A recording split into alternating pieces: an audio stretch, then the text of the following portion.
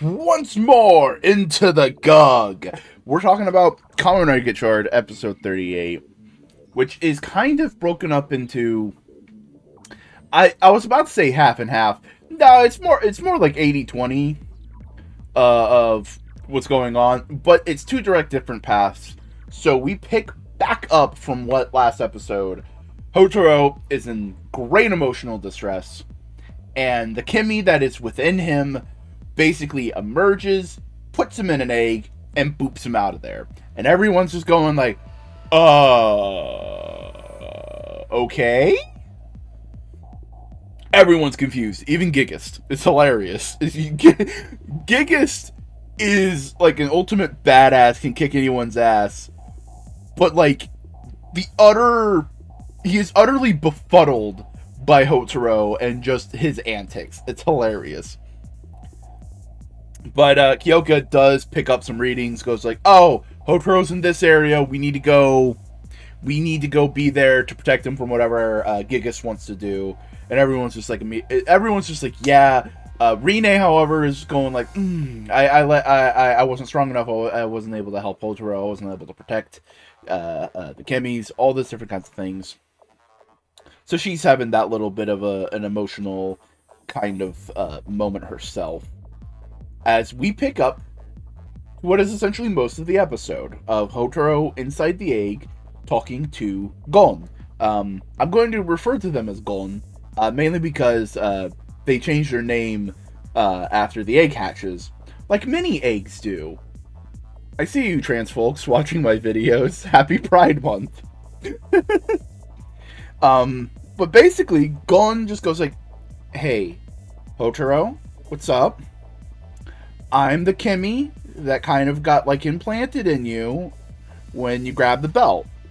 So first things first, cool. Confirmation that Hotaro is still not a chosen one type character. Like, he wasn't born with the Kimi egg. No, the Kimi egg got implanted so he can be compatible with the belt and other Kimis and Henshin. Like, you know, it's the modification to the body. That's the cyborg. That's the virus from X-Aid. You getting what I'm saying? And goes like, okay, so I've been seeing a lot of what you're doing, and I gotta say, it's pretty badass. It's really cool. I see what you've been doing for Kimmy's, and I really fucking appreciate that. Have you done enough? Can I keep you safe?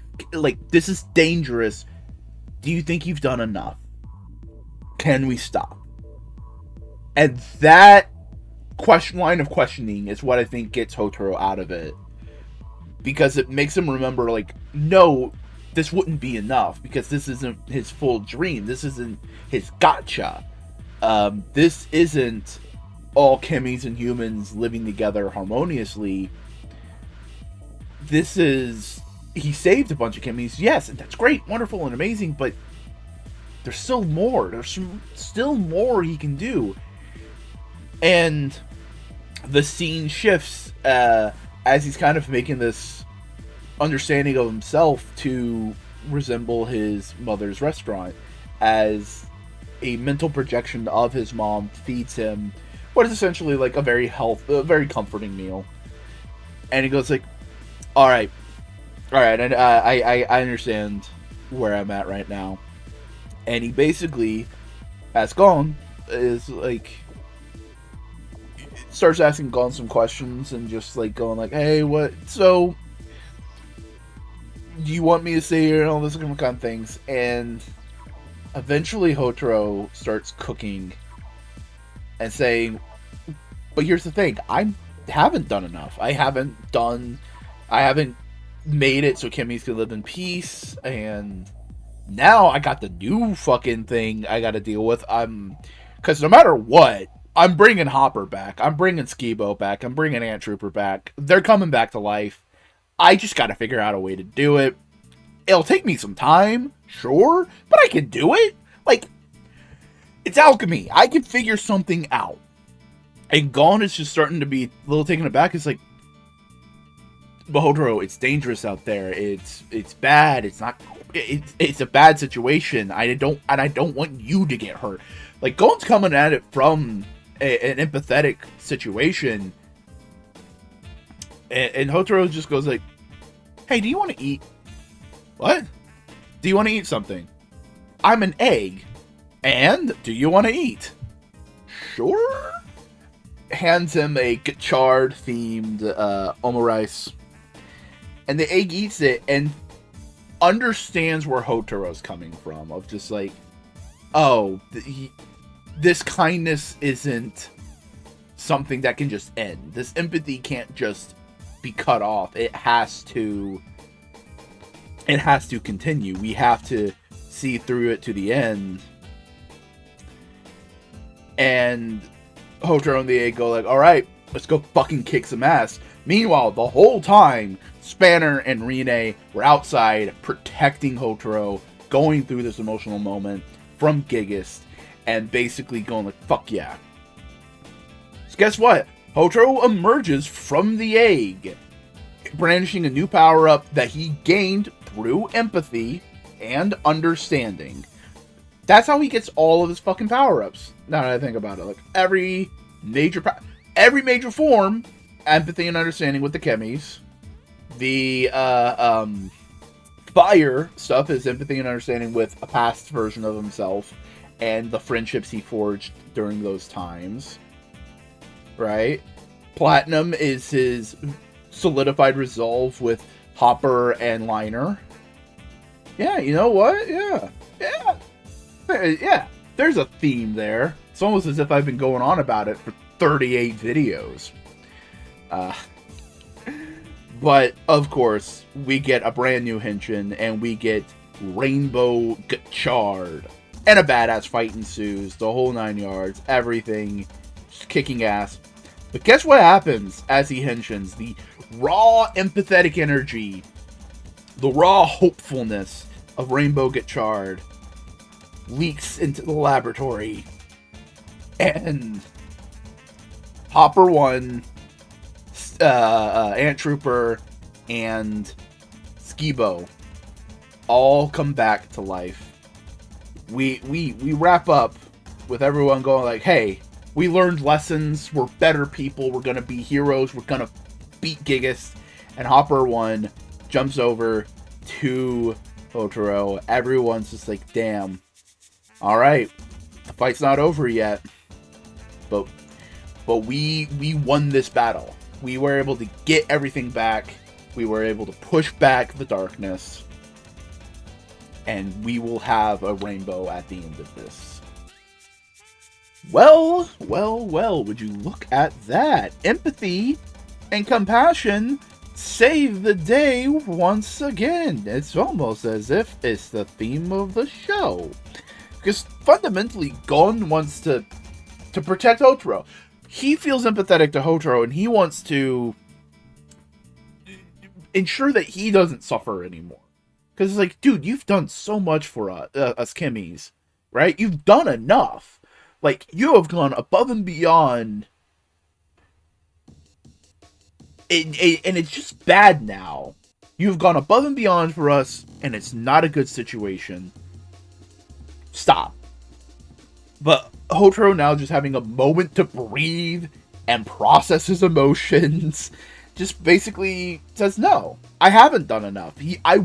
I need to bring chemis to the world, and I need to now also save Hopper and Skibo and all of them. And he just simply asks Gon if they would like to help. Because simple empathy and communication results in huge power. Just assuming what others want as power and destruction like Gigas does, it just results in chaos and destruction. And they're only able to get through this moment of exploring the emotions, figuring out what to do, because of the empathy they've shown to others, because Rine and Spanner are able to hold them off just enough to, and the rest of the crew help just enough, all because throughout the show, Hotaro has been showing them kindness and empathy. This was a great episode. An amazing intro to the final form. Also, the final form looks really good. It's solid. It's well put together. It's very, like, the only thing I think is just, like, the cone in the front in certain angles looks a little weird, but that's just certain angles. It's not the end of the world. I think it's just, like, 1 inch too long. I think you could have scaled it back just a little bit so all the angles would have looked good. From the front, from the back, from, like, certain angles of the side, it looks good. It's just, like, 1 or 2 side profiles. I go, like, it's a little long. But the rest of the suit looks fucking amazing. It's wonderful. It's great. It's blue like the beginning suit. It's good. It's rainbow. That's just a lot of good stuff. And I gotta say, in this episode, the actor for Hotaro, I can't remember his name, has truly and honestly come into his own as a performer. He nailed it. He was able to like really go on the kindness and the empathy, but also like the emotional distraughtness. He really came into his own this season. Really came into his own. And again, it's just really funny to see Gigas be told no all the time. Of just like, hey, I want this. No. What the fuck you mean no? I'm the evil big bad guy. Yeah, fuck you. No. All right. It always gives me like a little chuckle of like, I am doing something evil. What the fuck is going? What the? No. Always a fun chuckle. No, it's also a fun chuckle. Following me on social media platforms. Hey, I'm on Blue Sky. I'm on Discord. Links are in the description. Press the subscribe button. Press the like button. You know, help me out here on the YouTubies. And if you like videos like this, I have been doing a weekly review series on Kamen Rider Akito. You can find that on Patreon for as little as $1 a month. Also, that $1 a month can get you exclusive podcasts and early access to some future videos. Isn't that fun? But in the meantime, we have some comments to talk about. First up, from Super Sentai Kyoryuja. Alright. Super Sentai is just bringing up an idea of a theory on what Daybreak's whole deal is, because we talked about it last week. And yeah, you know what? It would totally make sense that Daybreak's future changed because Gigas targeted his fellow students and not the Kennys. Because like, oh, that would mean like all the destruction, but he would still Hotaro would still have all that power. But also, it can easily tie into the fact of how Daybreak looks, I wouldn't say longingly, but more like forlornly at Rine. It makes sense that it jives, it works, and until we know the truth, I think that fits. It's good. Next up, from Slime Beast. It's always great just seeing how Gigas is just getting mentally bomb whipped before the final battle. It's just like, hey, all the things you say that are yours, nuh-uh. Also, do you think Hotaro uses Tumblr? On pure logistical standard, I don't think there's a ton of Japanese Tumblr users, because I think Japan has gravitated to other social media platforms, such as Twitter. So if he uses social media, it would probably be something Twitter or Blue Sky, because did you know Blue Sky actually has more Japanese users than English ones? Fun fact. But you probably use a site like that, but I don't think Hotaro would actually use social media a ton. I think he probably made an account because Ringe bugged him, Ringe bugged him to do it one time. That's the kind of thing I can see, you know what I mean? Next up, from Fish Pop. Yeah, Fish Pop, you were 100% completely right that Rainbow would come in and bring back Hopper and the others. That's cool. It's nice for what it is. But yeah, no, we need more liner content. Like having Iron Gotchard and 10-liner be there to help stop Hopper, that was great. I would just love to see more liner do stuff because the people crave Steamliner. And, yeah, you bring up that we only have 13 more episodes left and we still know nothing about Hotaro's dad. And I just realized, how funny would it be if there is nothing up with Hotaro's dad. He's just a fucking deadbeat. And we've just been going like, oh, what's good? And it's just like, nah, he's just a fucking deadbeat. Shit's a piece of shit. That wouldn't be narratively satisfying, but it would be hilarious. Next up, from just some random guy. Just some random guy just bringing up that it's a very big conversation about last week. I was saying like, oh, wouldn't it be really impactful if Hopper 1 wasn't resurrected? And just going like, yeah, but it will, and all this different kind of stuff, and saying like, it's not gonna happen that way. And I was like, I'm not saying it will happen, like he won't be resurrected. It was just more of like a, hey, imagine the story if it went in this direction. That would be cool. But also, I still do think there should be some consequences. You know? For lack of a better way of describing it, consequences for just how everything plays out. Like, let there be tragedy in life. That everything succeeds as perfectly as you want it to. Like, a more middle-of-the-road version of between keeping Hopper dead and resurrecting Hopper like the show did in reality. Which, again, I'm not mad at. This is not madness. This is more this is more critique on what could be. You know what I mean? It's more of like, you did good, but next time, what if you did this? And seeing artist to artist kind of like, the writers of the show are never going to hear what I say, but that's the way I'm kind of treating it. It's less you did wrong and more of like, what if this happened instead? You're like, you know, of what was that about? Let's back up the train a little bit. But the middle ground would have been interesting to see between keeping Hopper dead or how the show did it, resurrecting everything's fine, of just essentially, what if Hopper comes back, but all of his memories are gone? And that can play into the empathy themes of trying to rebuild a friendship. That could build into a small tragedy, but it could also lead to hopeful moments because Hotaro is trying to reconnect with a long-lost friend who doesn't remember him. You know, I'm not saying I could have written it better. It's just more of like they went the feel-good route, and I think that there's routes they could have taken that wouldn't have necessarily felt good, but could have been very interesting narratively. And note, here's the thing. The show they're trying to make is a feel-good show. So them making the feel-good decision, A-okay. You know, just let's... There's the square peg, round hole.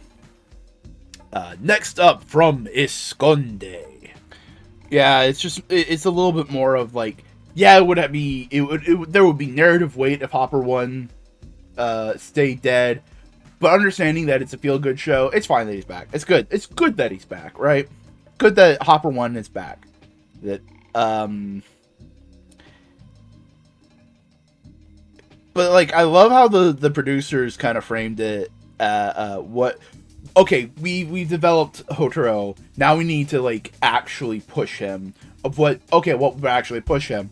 Well, now he has to destroy Kimmy's, because you can't just keep having happy, good, fun days. There's going to be bad days, and you're going to actually have to deal with shitty situations. And seeing how Hotaro initially breaks from it, but also bounces back from it, is great. It's wonderful, and it makes a very admirable, heroic character. But that is it for this video of Gug. I hope you all had some fun watching it, and I hope you have a good day going forward and into the week. Big thank you to my Patreon supporters, Esconde and Scott Firestein.